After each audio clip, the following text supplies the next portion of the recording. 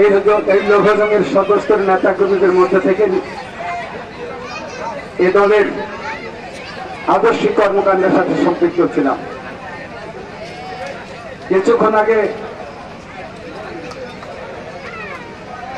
এই ঘোষক বললেন, কর্মী বান্ধব সালাম ভাই, আমরা তোমায় ভুলি নাই।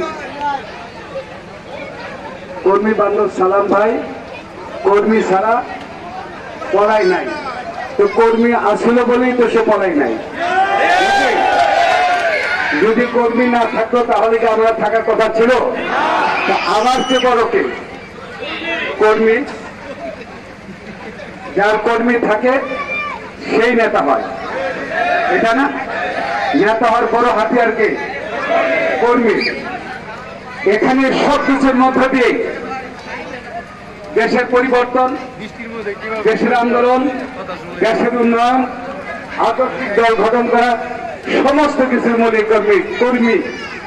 এই তৃণমূল পর্যায়ে, যে তৃণমূল পর্যায়ে অবস্থান নিয়েছেন আমাদের দলের ভারপ্রাপ্ত চেয়ারম্যান তারেক রহমান, এই 17 বছর